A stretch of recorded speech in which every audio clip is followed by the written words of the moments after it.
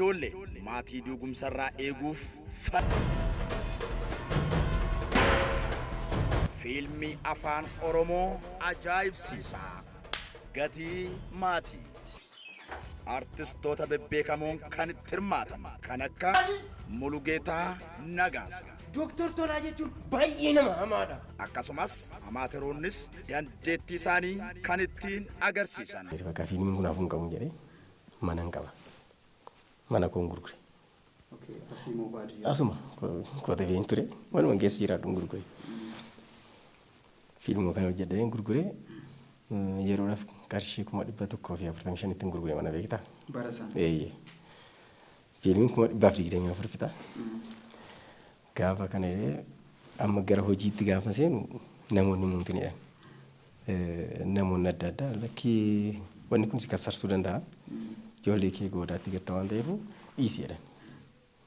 Amma waan godhu dhabee nama reedheenis taa'ee tolee dhiisee manicha bitee gooroo lafaa amma jiraadhu jechaadha.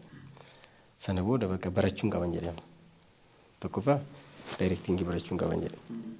Inni lammaffaa kaameeraa barachuun qaban jedhe.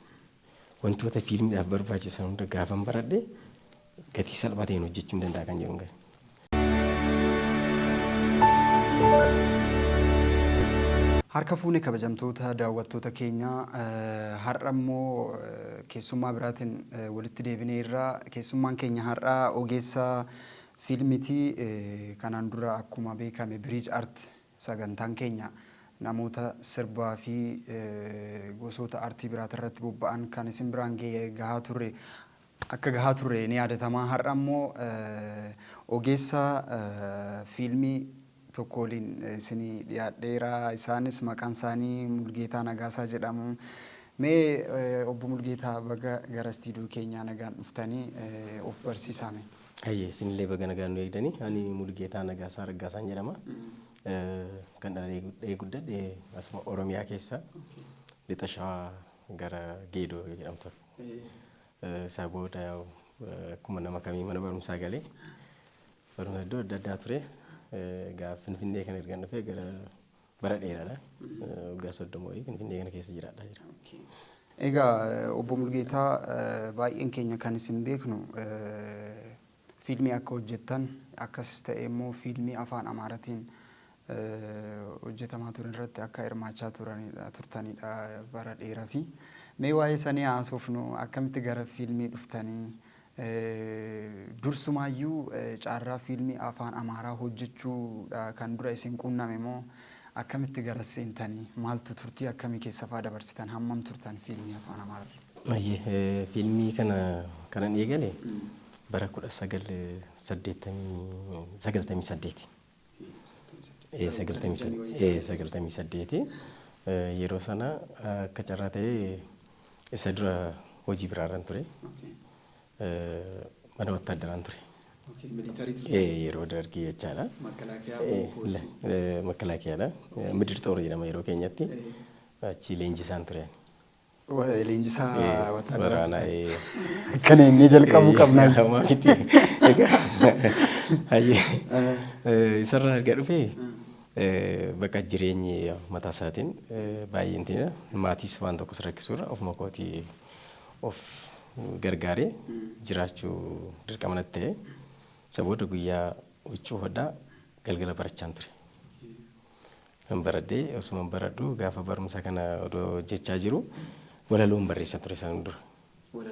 Walaloo kana gaafa barreessu gaazexoota adda addaa irratti baasa beektaa. Walaloo torbanitti ba'an keessaa walaloo filatamtuun walaloo kootii turte yeroo baay'ee Addis Lissaan gaazexaa irra waan jedhamu tokko jira. Addis Lissaan irra akkasuma laayif matseetii naamna kana irratti baasa jechaadha. Nan barreessa yeroo baay'ee. Nan barreessa gara tiyaatira fiilmii kanatti dhufuudhaaf karaan isaa baay'ee dhiphaa ture yeroo sanatti. Akka carraa ta'ee bara 98 jalqabarra namoonni dhufan naannoo piyaasaa kanan ture yeroo sana.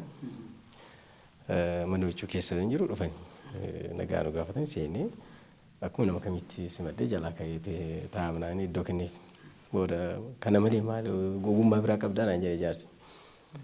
Qabaa jedheen maal ogummaan kee naan jedhan. Nan barreessaan ture waa hedduu yaala garuu naa mijaa'uu hin dandeenye milkoofne. Maal barreessite amma ammaatti jedhan. Wantoota baay'ee barreessee qaba.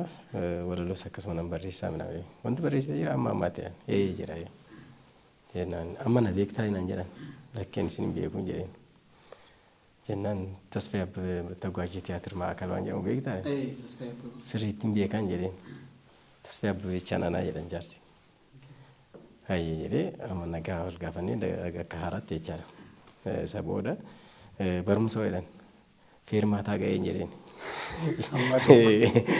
Yeroo sana gara kolleejjii Tireefuu deemaa jira.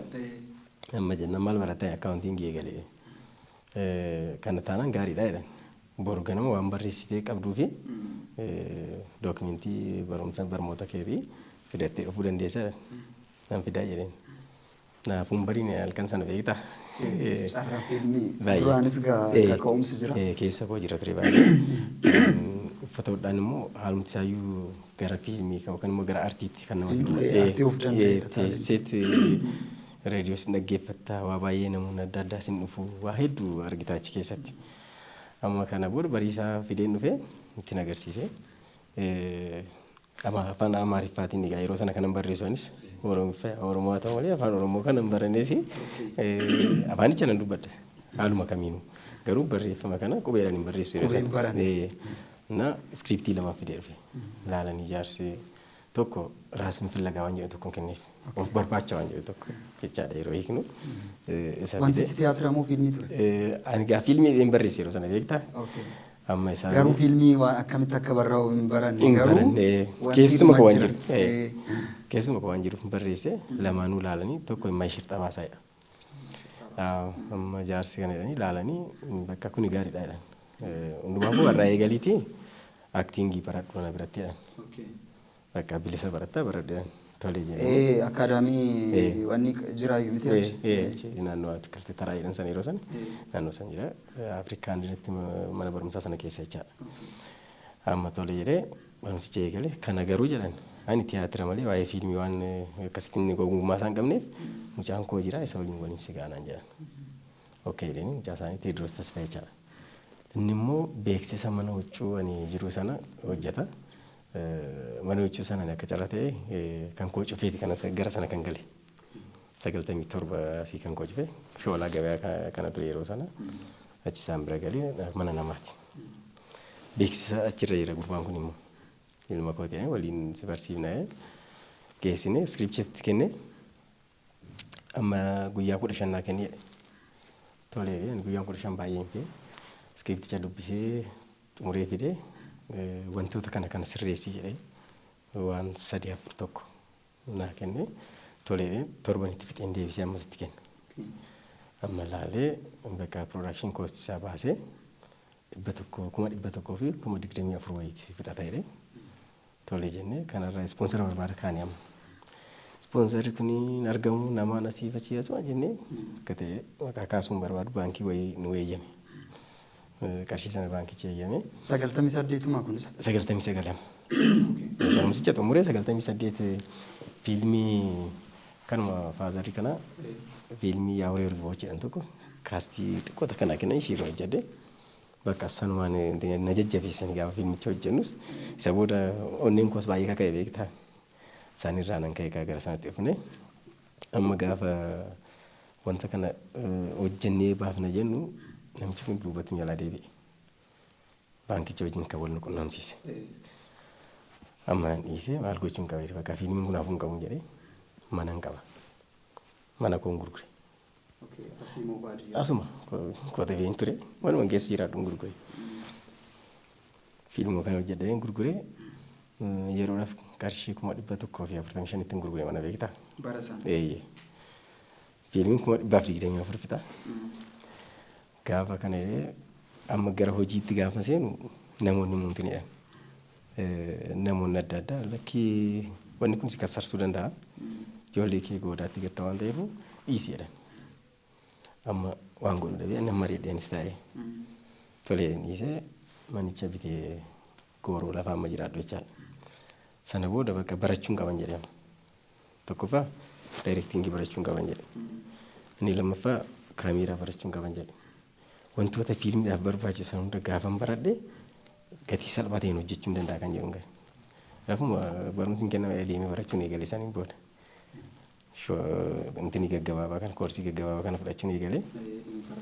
Osuma hin jedhu mana huccuu deebi'een banadhe hojjettootas nan qaban ture yeroo sana. Tokkorras lama godhe mana hojjechaa. Amma shagar ispoortii irratti ofuma kootiin beeksisa beektaa. Daqiiqaa muraasaaf hojichi baay'ee naa milkaa'ee ani garuu garaan koo kan jiru garuma aartii kanaadha. Hojjechuurra maamilli yeroo dhufu ana argachuu baate immoo gammadanii deeman. Waa hedduu na qunname achi keessatti. Isa darbinee dhufnee dhumarratti qaama namoonni na waamuu nan naqaa nama hojjedhaa nama. Naa kan falaas hin jedhu. Ani hojjechuu qofa bakka. Nama hojjedhaa. 2007 sirumayyuu hojicha sana cufee garuma aartiitti dhufe. Baay'ee namatti tola. Aarsaa baay'eetu itti kaffalame jechuun namni waanan uumameef jira jedhee yaaduun waan tokko jechuun innumtuyyuu immoo nama yaama. Jireenyi gara biraan nama oofaa. Wanti immoo fedhan immoo nama achuma keessa taa'ee boqonnaa namaan kennu isin sababa sanii jettanii mana keessanillee hamma gurguruutti geessan. Appreciate. Sana booda hoo achi baay'ee turtanii ergas immoo carraa fiilmii afaan Oromoo irratti hojjechuufaan arganneeyyu. Fiilmii afaan Oromoo kana hojjechuudhaaf keessa koo hin ture carraa argachuu hin dandeenye. Akka carraa nama tokko qofaan wal beeka. Namoonni abdii si kutachiisu beektaa yeroo itti dhuftu wanti jettu abdii si kutachiisu. Har'aarra gahee yeroo laalu garuu wanni sun dogoggora akka ta'etti namana. Baay'ee jiru ammallee gaaddanyyoonni koo. Sana booda namoonni immoo yeroon argan akkasii argine bilbiluu maal jedhu hojjete ati garuu Oromoodha maaliif afaan Oromoon hojjenne deebiin qaban amma asirratti. Tokkoffaa barreessuu sana baranne inni lammaffaa haalli sun naan mijanne fakka osuma hin jedhu amma karuma hin jiru kanattis immoo dhiibbaan adda addaa yeroo dhufu osoo hin beekin gara keetti akka deemtu wantoonni si godhan jiru. Wantoonni asirratti kaasuudhaaf amma hin barbaanne maaliif kan si jechiisan waa baay'eetu jira. Sana booda tole jedhee 2009 eegallee 2010 wayii hojjennee 2011 eebbisiifne fiilmii gatii maatii jedhamu. Afaan Oromooti. 2011 giddu galatti eebbisiifne. Fiilmiin kun kan nama biraati. Ijoollee lamatu walitti fidee hojjete. Garuu fiilmii sanarratti gaheen koo guddaa ture beektaa. Baasii akkuma kan kootitti deddeebi'ee wanti sun akka galma gahu akka bahee uummata bira gahu waan jedhu tokkoof san hojjenne akka gaarii ture fiilmichi garuu baay'ee nama ajaa'ibsiisa. Isa booda isaanis fiilmii sana fudhatanii tokko gara alaatti deeme achumatti hafe. Ammas abdiin kun ittumaan deema himan barreessa. Amma 2014 akkabaayii deemee afaan Oromoo kan barachuun qaban jedhe. Silaa Oromoo amma gaafa seenaa gaafa warri barsiisan maaltii godhaa naan jedhan 2014 barachaa jira ijoollee wajjin taa'ee silaa fiilmii hedduu irratti si agarra waa baay'ee hojjetaa jirta maaltii godhaa naan jedhan namoonni nama barbaachisaa isaan homaa nan hubbu waan ta'eef nan xumuree sartifikeetii sana fudhadhe. Namni tokko baay'ee nama cimaadha achi keessaa isaa galan isaaf haa ta'u hin jedha. Oromiyaa irratti waan barbaadde hojjechuudhaaf si deeggaraa jedhe. Akkuma carraa ta'ee kana erga hojjennee xumurree baruma kana keessa jiru kana keessa onkololeessa natti fakkaata naa bilbilanii dhaabbata irraa. Eeyyama qabdaa yaanii qaban jedheen beeksisa immoo eeyyaman qaba. Jennaan kootireen affeeranii amma gaafa dhaquu Oromiyaa irraas naannoo Amaaraa irraas warri dhufan jiru achirratti of beeksisaadhaan jennaan Mulgeetaa Nagaasaa firoom Oromiyaa Finfinneen jedhe hin kolfadhi warri keenyas na laalanii amma jarri immoo sagantaa kana qopheesse baay'ee itti boonan beektaa hin gammadanii tole jennee sana booda mee waa'ee baalaa Yikichitaa Faataatti jedhan kana yookaan immoo karaa aadaatiin lola akkamitti akka dhabnu yookaan akka rakkoo akkamii hiikamu waan akkasii Oromoo maal qaba uummata Oromoo keessatti maaltu jira karaa Amaaraas gaafatanii isaanis waan hunda kaasanii akka carraa ta'ee karaa keenya dhumarratti hin harka baasen wantoota kudhan wayii himanii turan warri keenya gadaa siinqee qanafaa wantoota adda addaa amma harka baasee tuftaan jedheen.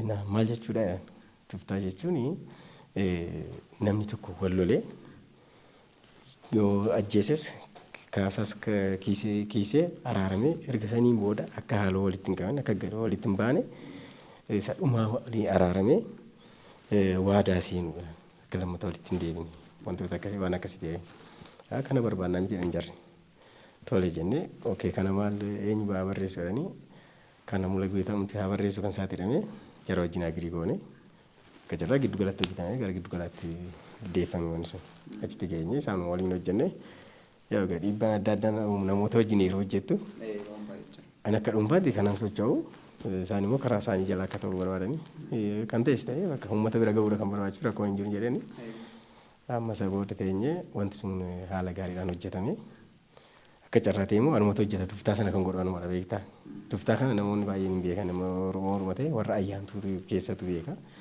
karaa saniin ati waan tokko erga araaramtee waan san afaan wal keessee wal kakafutee nyaattee deebitee yoo nama sana miidhuullee dhaqxe ofii fubamta jala oolta malee irraan ooltu waan jedhamu tokko jira hin abaaramta ittiin deebite jechaadha kun immoo biyya keenya keessatti hin baramne garuu immoo barbaachisaadha jechuudha namni erga araaramee booda haala walitti qabatee kanaa wal miidhuu waan tokko uummata keenya biras hin jiru aadaa keenya keessa hin jiru akkasii san hojjennee isa booda akka carraa ta'ee naannoleerraa naannoo jedhanii karaa mootummaa naannoo Oromiyaatiin naannolee jaawayii deemnee waan sana agarsiisaa turre. Kanaaf baay'ee waan nama gammachiisudha. Namoonni bilbilanii yeroo akkas akka Oromummaa koo amma bakka obbee keenya jedhanii waan sana beekee uummata biraan ga'u kootiif jechaadha. Akkas Oromummaan inuma jira. Sirriitti. Gara fiilmii kanatti dhufuuf keessumaayyuu immoo gara afaan Oromoo kanaan wanti baay'een hin jiru wanti baay'ee nama kakaasu inkaariij wanti godhu hin jiru. Ogeessonni baay'een aarsaa kaffalanii tuma wanta mul'ate kanaayyuu hojjetan. Duubatti deebina. Baroottan 70 keessa moo sanaan dura naan jettan mana militarii akka turtan. Manni militarii kun dursa obsa nama barsiisaa, disipiliinii nama barsiisaa. Wanti jedhamu jira mee obsawwan amma isin keessa dabartan sanaaf ka'umsi sana ta'uu danda'a laata? Mana sanii baatanii gara fiilmitti dhufuun artiin immoo firiidamii barbaada. Manni sun immoo akkuma ta'etti jechuun yaaduma ofiitiin akka fedhan ta'uun hin danda'amu jechuun waan ta'e keessa sheeppi ta'uun jira kallattii tokko keessa galuun jira. Manni sun akkam ture akkamitti immoo waan sana keessaa baatanii gara artiitti dhufuuf kun lamaan vaaraayitii waan qabaniif jedhee waan yaadufan. Gara disipiliiniitiin artiinis disipiliinii mataasaa qaba manni sunis disipiliinii mataasaa qaba garuu maachool godhu irratti wanti uumamee hin jiru. Agartee akka yaada kootti osoo namni hundiyyuu mana militeerii kana qammase yookaan leenjii fudhatee yookaan dhamdhamee waan jedhu tokko baay'ee natti tola. Maaliif manni militeerii yeruma gaafa seentu eegaltee waa hunda bakka akka ati sheeppii taatu dursa mataa addatta beektaa. Achumarraa eegala bakka mataa addachuu ijoollee. Waanan kolfii qaba. Kaameeraa mana keenyas kolfaa jira. Achumarraa eegala. Akka carraa ta'ee sana duras hojiin hojjedhaani uffata sii kennama yuunifoormii sana uffatta isaan alatti hin uffatta. Gaafa sana eegala bakka. Maaliif akka waan tokko kan nama jala hiriirtee yookaan immoo ajaja malee gara tokkoon socho'an. Sarara eegaa wantoonni adda addaa jiru. Eebin fincaan hojii qabee deemtee fincaa'uu hin dandeessu. Ganamaaf guyyaa galgala yoo ta'e malee. Yeroo isaa qaba. San dara darbame. Isa booda gaafa leenjii finnee gara hojiitti ta'u waan suni yeruma leenjiirra jirtu rakkinni kamuu dhufe akka rakkina sanaaf harkan kennin yookaan akka mo'atamne si barsiisa achi keessatti. Rakkinaaf karaa barbaadu malee mo'atamuu waan ta'eef akka yaadu. Fala yaaduu qofa kan si baasudha. Sana keessa dabarree achi gaafa dhufeemmoo gara siviilittas dhufu 83 ba'een 83. Bara baay'ee hojjettanii mana militarii. Gara waggaa afuriiti. Akkas ga'e. Leenjiirra ture leenjiirra immoo leenjisaan ture sana waan akkasiiti. Hin dagatamne maarree jira amma. Egaa odulluma ture malee. Amma Sana booda gara kana gaafa dhufu bakka achuma waan nam fuudhee bahe sana tokkoffaa namni militeerii ta'e tokko namas intin jechuun qabu waanuma kamiifuu deebii kennuu isaarra jiraata. Maaliif jiraattee waan sana kan duraachisuu qabda dura. Diina sitti dhufu tokkollee fira deebisuu of jiraachisuu qabda waan jedhu tokko ture. Saniifuu bakka dirqama kooti of jiraachisuu kan jedhu gara kanatti dhufee maatii sirra kibne deebi'an hojicha militeeriin suni anaaf bu'aa guddaa naa buuse. Dhugaa dubbachuuf ta'an baay'ee bu'aa guddaa tokkoffaa hoofsa na barsiise inni lammaffaa amma ta'e rakkinoo dhufe bakka maaliif sana hin caalu waan jedhu tokko ture. Achitti waan baay'ee dabarsita waan ta'eef sanarraa dhufee gaafa gara sibiilitti dhufee immoo uffata hodhaa hojjettoota qabasiin jedhee baay'ee nama bashannana jaalatuudhaan namoota wajjinis waliin gala suni garuu inni raafatamu keessa jira waan ta'eef ndom sodaattus si godha waan tokkoof daftee deebiin kennitu namoonni si waliin lolu waan baay'ee si qunnama yaaduu qabu galeessa sana keessa dabartee dhuftee har'a immoo eessa fuulduratti akka yaaddu si godha namaafis akka yaaddu si godha dhala namaatiif hojumti keeyyuu militeerii gaafa taatu of dabarsitee dhala namaa jiraachisuudha.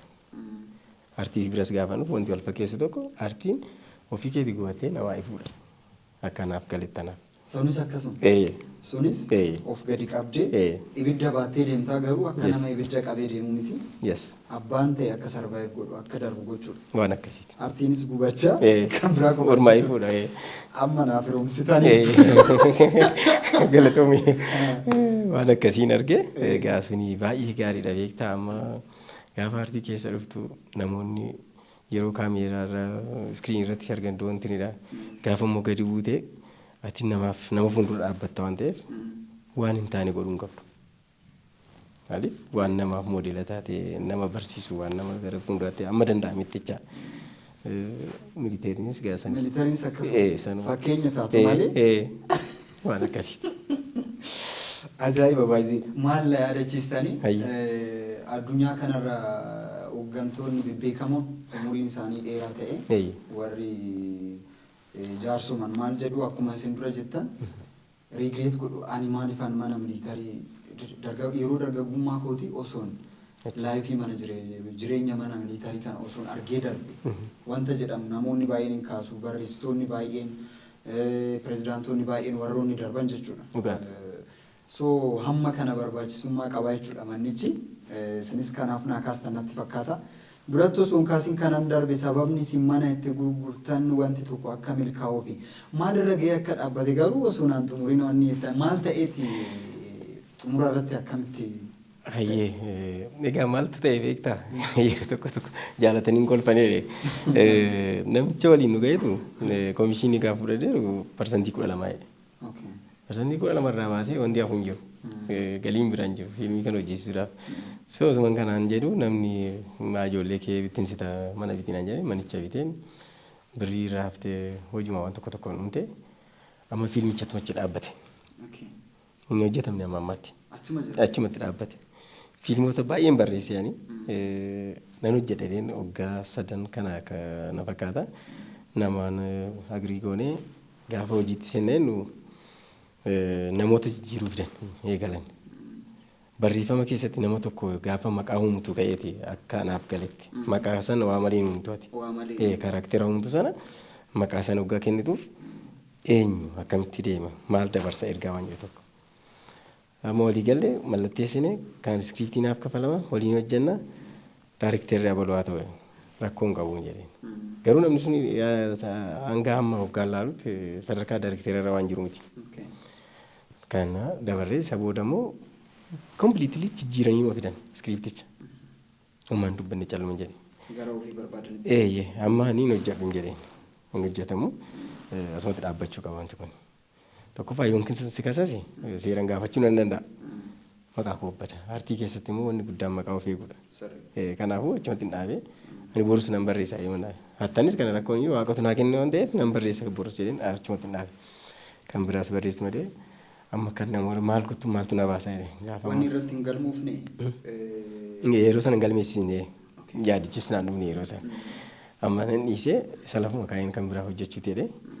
Egaa maaltu na fala hoggaan jedhu amma hojjechuudhaaf akkuma dura sii kaasee gabaa keessa sirriitti seenu. yeroo iddoo tokko namni si beeku bira dhaquu fi nama si hin beekne bira dhaqxe wal qixa miti. Aartii kana bakka cimsee hojjechuun qaba qarshiin eegu osoo naan kafalamee inni maatii kooti waan adda intineedha beektaa. Na baay'eetti maaliif san hojjechaa ture dhumarra gaafa garuu waa hedduutu na qunname kana keessatti dabarree amma gawaasii cimsa beektaa. Fiilmii wayitee eebbifama beektaa bara 2013 14 gaafa afaan Amaaraati. Afaan Amaariffaatiin hojjetamee fiilmii kanarra parsantii 60 wayiiti kana irra jiru akkantinitti. Gaafa fiilmiin kun eebbifamu doonuu kennanii teenyee jirra. Akka carraa ta'e immoo akkuma hojicha irra eegalee fi fuuldura naa kennanii sadarkaa tokkoffaarra hin jira. Fiilmiin kun gaafa galaalamu ani mataa kootiin fiilmii sana baay'ee miira namaa ajaa'ibsiisu ilaalan ture. Waan ofii hojjedhu natti hin fakkaanne. Fiilmichi waan haala gaariidhaan hojjetame. Dhumarratti garuu maaltu ta'e waan nama gaddisiisu tokko ta'e nama kufalchiisas nama gaddisiisas. Waraqaa ragaa gaafa kennan inni bira darbanii. Bakka darbanii calluman jedhe. Waraqaa maal yeroo gaafatan? Ragaa. የምስክር ወረቀት አንጀ መጥቆ የሮ ከነ ካንኳቸው ወድገታን አመጋፋ ገታን ይማልቱ ወንዱ ነው ጫሉ መንጀሬ ለማረቲ ማና ኬሳን ጉቱ ማንጉቱቲ በይቻለ በቃ ያው ስክሪን ራጅራ ደሞ ላይ አስቲ ክሩ ኬሳ ወንዲ እንደ እንጅሩ አዎ ደካ ማሊን እንጀሬ አመነም ቢልቤ ሆጋምቡ ተመርሰኒ ቀበኒ ጅራኒ ጉርብቻ ዳይሬክተርስ በሬሳኒ ስማ ከጨረተ ማሊ መስፈርቲ ቀባው ከሰርቲፊኬት እንጀሬ Jenna lagi baka keberate, ndom singkat sasa mana ini bodoh ay ini. Amma kana mal tu na bahasan jadi bodoh. So kana aku mau wanita unggah bu, saya ini mesti orang kana hujat. Kana aku afan orang moti buat hujat juga banyak. Skripti ay amar afan number rese ugga saddeet kana number rese kita. Afan orang moti.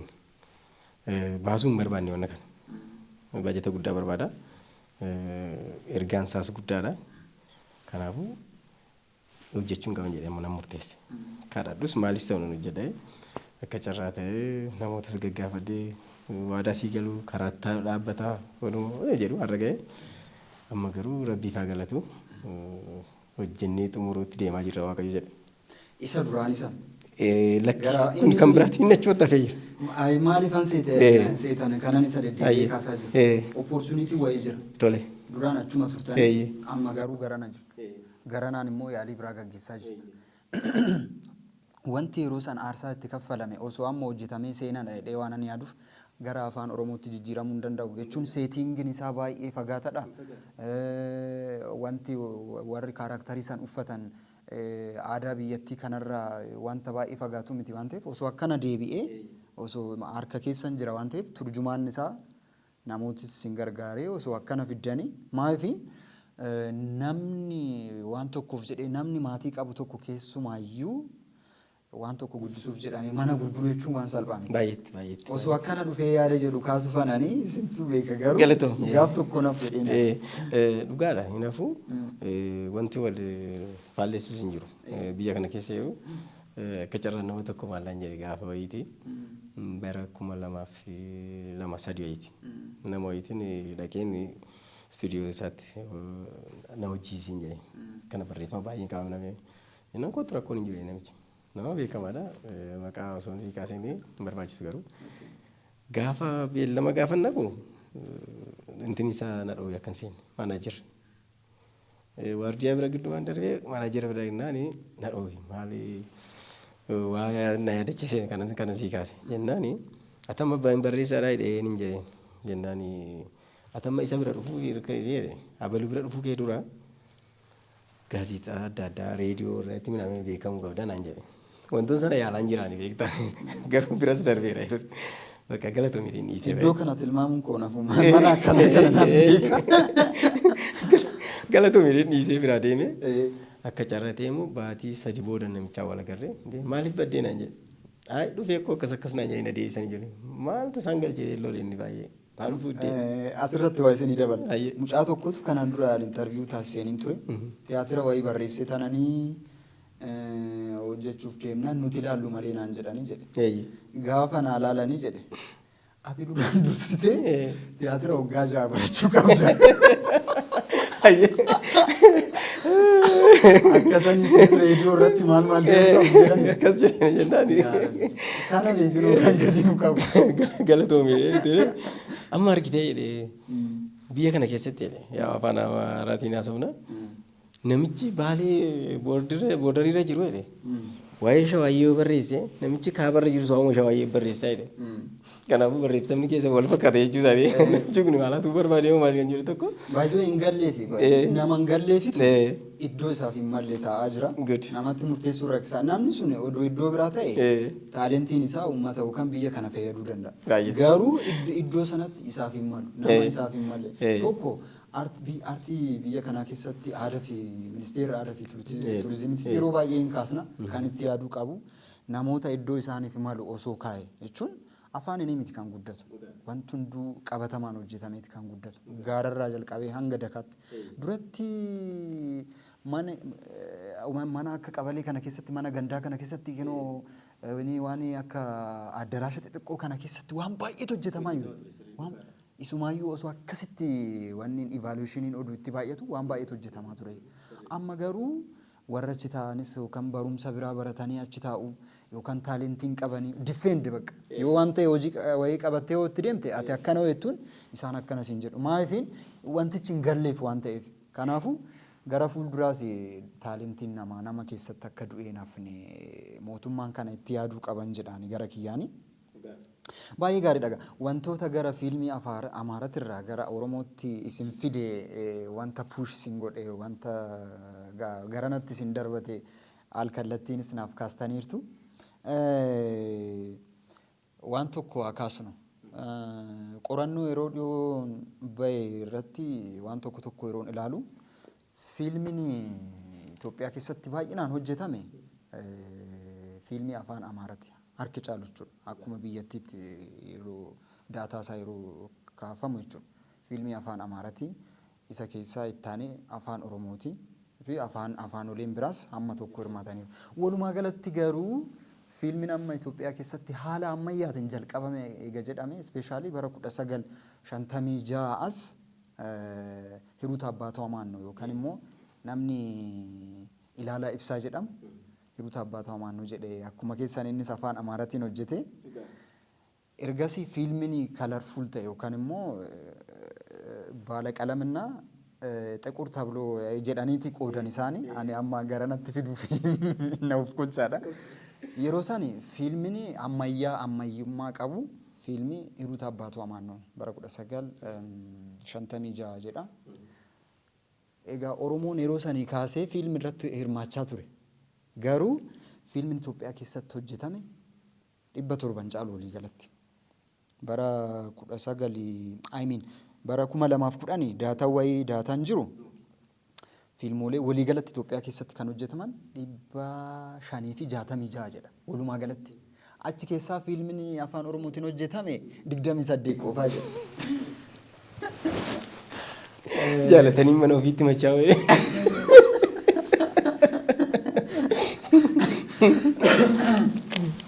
Argitanii? Ayyee.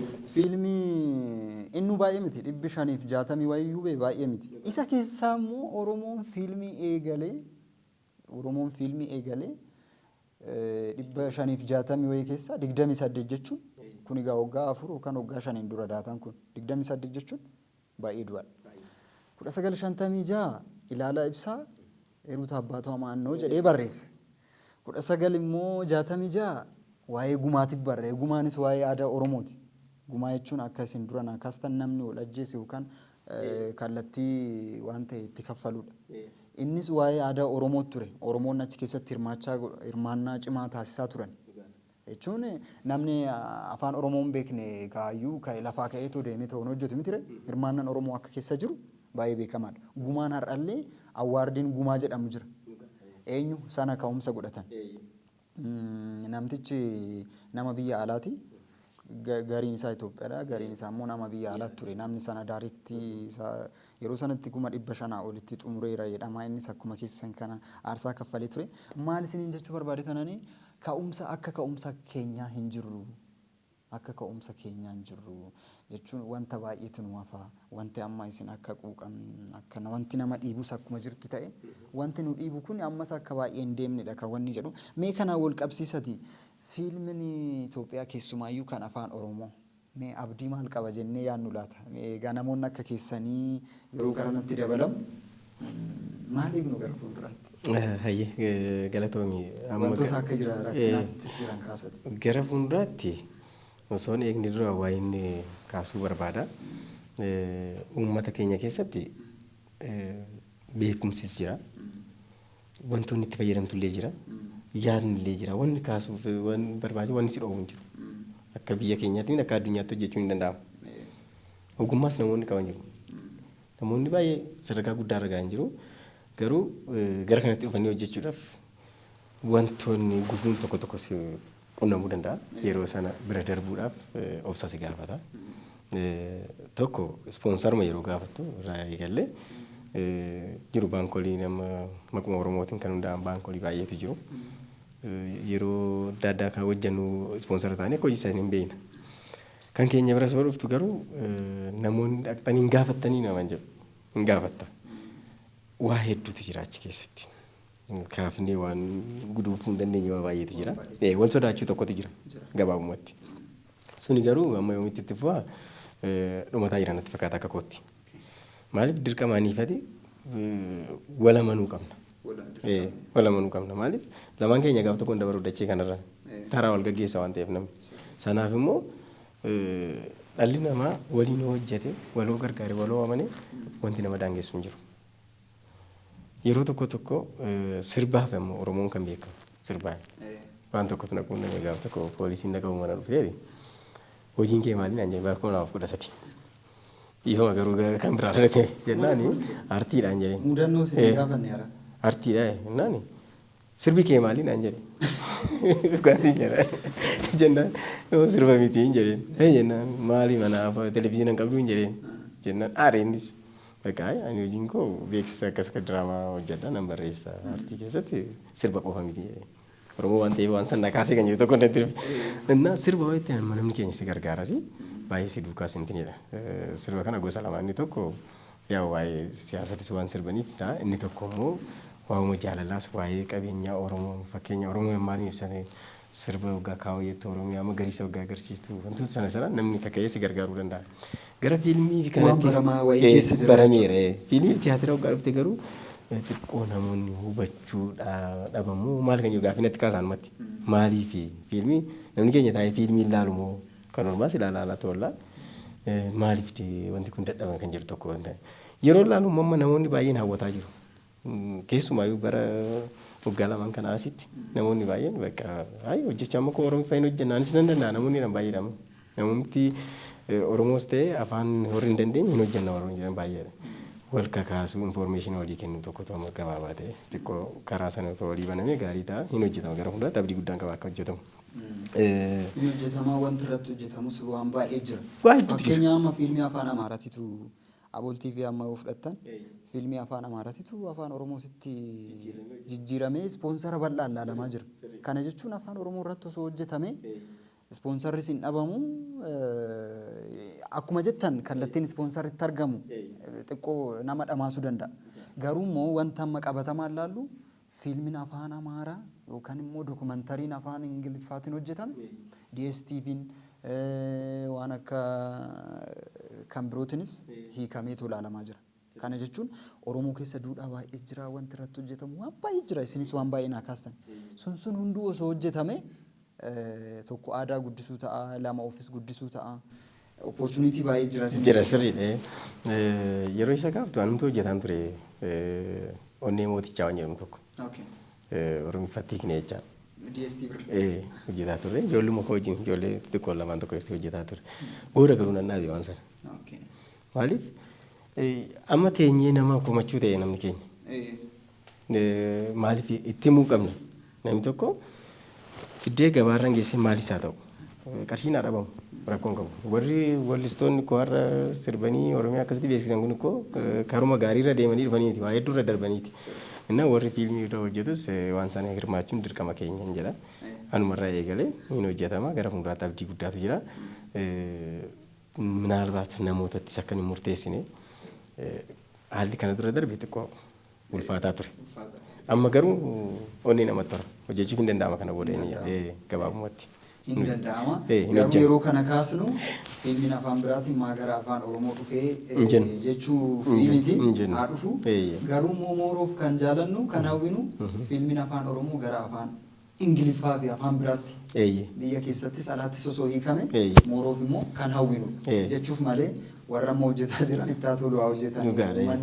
Nuti waan gaariin hamma dhufutti yookaan immoo wanti Oromoon jaalatu hamma dhufutti waan jiru Oromoon olaalee itti daawwatu itti gammadu hammeenya hin qabu jechuufi amma isin harka wayii ilaalaa jira ammallee hojii kun fiilmi irra jirtu yeroo isin waamnu kanas hojii san irraa dhuftanii iskiriiptii illee of harkaa qabdan maal inni yoomii fi maal ta'aa jira?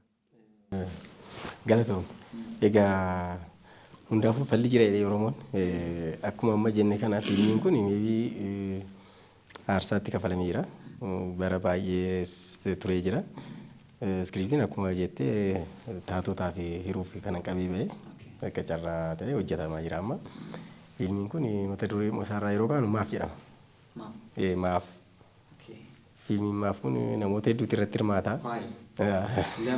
Jenne kan yaa wanta meenu maafiin kun akka hubatamuuf jedhee namoota hedduutu irratti hirmaata fiilmii kana maybe afaan birootiin illee sabtaayitilii irratti hojjenna jechaa jirra amma danda'ametti afaan lama wayiitti daballeeniiti Ingiliffaaf afaan Amaariffaa goone uummata bira ga'u qaba waan jiru tokko waan akkasii jirra. Kan si ajaa'ibsu fiilmii kana keessatti namoonni barreen gaddaadha bara darbe jechaadha. Onkololeessa lamarraa eegaleeti aadaaf turizimii irraa xalayaa barreessee hojjechuudhaaf kanan bahee ture. Wantoonni tokko tokko dhaabsanii turre nama baranteen. Waaqayyo gaafa nama badhaasu baay'ee nama dhamaasu jedhee Oromoon. Ijoollee nama kan namoonni gurguddoonis jiru waliin afaan hojjetaa jiran baay'ee si ajaa'ibsiisu. Fiilmii kana hin deema. Iddoo baay'ee deema fiilmichi. Maaliif Finfinneetti jaanii asuma keessa seetingii isaasuma godheen koostis xiqqeessuudhaaf waan ta'edha hin ta'uu jedhan. Maanni naannaa baanee hojjenna waan namti dhufee haa dhufu malee lakkii ijoollee naan hin ta'u. Eegasin akkas jettanii gaan immoo gaashan ta'uu naannoo ta'e rakkoon hin jiru hin baana jennaan kanarra jira amma already waraabuu eegallee jirra. Waaqayyo wajjin yeroo muraasatti xumurree uummata biraan geenye inni yaadna yoo rabbi nu gargaare. Turtii gaarii waliin gochaa jirra. Yeroo biraa akka deebinee wal agarru abdii guddaan qabaate isinmee akka nama ogeessa fiilmititti akka fiilmeekarii tokkotti ispeeshaalii reefu gara akka nama afaan Oromootti dhufaa jirutti gara fuulduraa chaalenjii baay'eenis isin quunnamaa opportunitii baay'eenis isin quunnamaa hawwii qabdanii fi ergaa qabdan nuuf dhaamate hin xumura. Galatoomii egaa duubatti deebi'een ka'a. 2003 waa hojjedheen ture. Taatota dhabee Adaamaa irratti fideen hojii yeroo sana lammii kuraa irratti waa qopheesseen ture. Amma gaasuma irra eegala akteera tokko asumatti arganne jechaadha. Harka bal'inneessi simannaa keessumaayyuu waan barbaadnu arganne kana waan bira dabarraa. Dhaamsi nani dabarsu namoonni gaafa waa hojjetani wanti hunduu akka namni ilaaletti namaan ta'u. Jireenyuma koo keessatti waan tokko yeroo 50 qabadha. Yoo ta'e intaa yoo hin taane hin ta'u waan jiru tokko. Kanaafuu abdii yesoon kun ijoollee baay'eetu jira barachaa kan jiran waa hedduu kan barreessan waan nama ajaa'ibsiisu waan hojjetan ijoolleen baay'eetu jira yeroo kana keessa hanga dandeenyatti namoonni waa irra jirru jajjabeessu nama karaatti cufu miti karaatti agarsiisu qabeenya aartiin biyya tokkoof uummata tokkoof karaadhas wabiidhas. Kanaafuu aartii Oromoo jajjabeessuu keessatti namni hunduu gahee guddaa taphachuu qaba. Gahee isaa bahachuu qaba. Maaliif qarshiidhaan bichaa miti. Qarshii qofti gahaa miti. Wantoonni nama si'aatiin aan jettee waan guddaadha. Akteera tokko argachuuf baay'ee nama dhibaa, baay'ee nama rakkisa. Inumaayyuu waan tokko yeroo humtu karaa akteera keessatti nama barbaadu sana argachuuf dubartii wayii argachuuf ani waggaa tokko xaareen. Fedhiin jira, fedhiin isaanii garuu waan barbaadu argatu. Siin jedhu akka carraa ta'e mana ishii waraabbiidhaaf dhaqeen argadde dubartii sana kaastii godhee jechaadha. Jirtiif gara fuulduraatti yaa'utanidha. Namoonni wal gargaaruu qabu, karaa walitti agarsiisuu qabu. Amma danda'ametti immoo aartii keessa eega dhufne aartii irraa waa eeguu miti namni. Artiirraa qarshii argadeen borma konkolaataa bitee yookaan waan tokko taa'ee jedhanii kun gowwummaadha. Namaaf hin taatu wanni sun. Gaafa biyyeen eeyyee gubachaa Ee. kan biraa gubachaa. eeyyee kanaafuu sanii of qopheessanii hojjetanii deemamaa uummannis wal gargaaruu qaba. Ergaan xiyyatanuma gabaabumatti. Nu kabajanii istiidiyoo keenyatti nuuf argamtanii yaada miidhagaa, eksperiiyaansii miidhagaa odeensii keenyaaf daawwattoota keenyaaf waan nuuf dabarsitaniif maqaa miidiyaa keenyaa fi maqaa daawwattoota keenyaatiin guddaa isin galateeffanna. Yeroo biraa deebinee akka ol agarru ispeeshaalii hojiin amma jalqabdan kun eega xumuramee booda ani yoo rabbii nu jiraachisee gaafa eebbasaa achi dhufee kaameraamaanii keenya wajjiniin waraabuuf waadaa nan gala. Achiin nu haa ga'u isinis milkaa'aadha. Galatoomaa jenna. Ayyee kabajamtoota daawwattoota keenya keessummaa keenya har'aa Mulgeetaa Nagaasaa wajjin ogeessa fiilmii waliin taasisne egaa har'aaf kanumaan xumurraa yeroo biraa isaan waliin carraan deebinee itti wal agarru akka jiraatu abdii guddaan qaba. Har'aaf garuu kanumaan xumurraa waan waliin turtaniif horaa bulaa galatoomaa.